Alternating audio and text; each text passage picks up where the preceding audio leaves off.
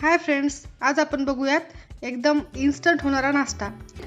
सुरुवातीला मी इथे एक बाउल घेतलेला आहे, त्यामध्ये 2 ते 3 कांदे बारीक कट करून टाकलेले आहेत। या प्रकारे कांद्याचे बारीक उभे काप करून घ्यायचे आहेत। त्यानंतर थोडीशी हिरवी मिरची कट करून घेतलेली आहे।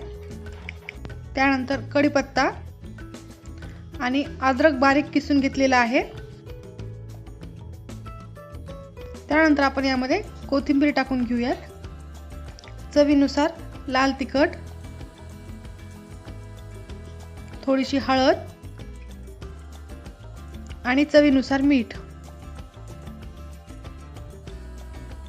आणि साधारण 2 चमचे आपण तेल यामध्ये घालून घेतलेले आहे। हे सारे जिन्नस आपण एकजीव करून घेणार आहोत। कांद्याला हा मसाला व्यवस्थित लागला पाहिजे। एकदम कमी साहित्यामध्ये, एकदम कमी वेळेमध्ये आणि क्रिस्पी असा नाश्ता खूप मस्त होतो, तर तुम्ही नक्की ट्राय करा। त्यानंतर आपण यामध्ये 1 वाटी तांदळाचे पीठ घालणार आहोत। आपण थोडे थोडे करून पीठ यामध्ये घालून घेऊया आणि कांद्याला व्यवस्थित प्रकारे लावून घ्यायचं आहे। तुम्ही पाहू शकता इथे मी 1 वाटी पीठ यामध्ये घातलेलं आहे। आपण यामध्ये थोडंसं पाणी घालून याचा डो बनवून घेणार आहोत, म्हणजेच हे पीठ व्यवस्थितपणे कांद्याला लावून सगळे एकजीव करून घ्यायचं आहे। खूप असा घट्टही डो नाही बनवायचा आहे। तुम्ही पाहू शकता इथे मी या प्रकारे डो बनवून घेतलेला आहे। चला तर आपण तळण्यासाठी तेल घेऊयात। इथे एका कढईमध्ये मी तेल टाकून घेतलेलं आहे।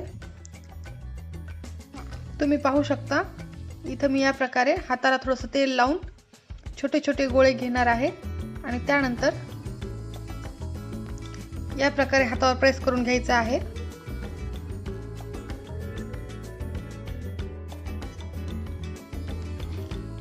या प्रकारे आपण बनवून घेऊयात आणि इथं तळण्यासाठी तेल ठेवलेलं आहे। तेल गरम झालेलं आहे। आता आपण पुढची प्रोसेस करूयात। चला आता आपण तळून घेऊयात। तेल आपलं चांगलं गरम झालेलं आहे। आता कमी गॅसवर आपण हे तळायचे आहेत। एक एक करून आपण या प्रकारे तेलामध्ये टाकून घेऊयात आणि लो फ्लेमवर आपल्याला हे तळून घ्यायचं आहे। तुम्ही पाहू शकता मीडियम फ्लेमवर आपण हे तळून घेणार आहोत। तुम्ही पाहू शकता तेलावरील हा फेस कमी होईपर्यंत आपण याला तळून घ्यायचा आहे, त्यामुळे एकदम क्रिस्पी असे तळले जातील। तर दुसऱ्या देखील बाजूने आपण तळून घेऊयात। तुम्ही पाहू शकता दोन्ही साइडनं मस्त असे तळून झालेले आहेत। तळून झालेले आहे। तुम्ही बघू शकता किती मस्त असा कलर आलेला आहे। आता आपण हे काढून घेऊया।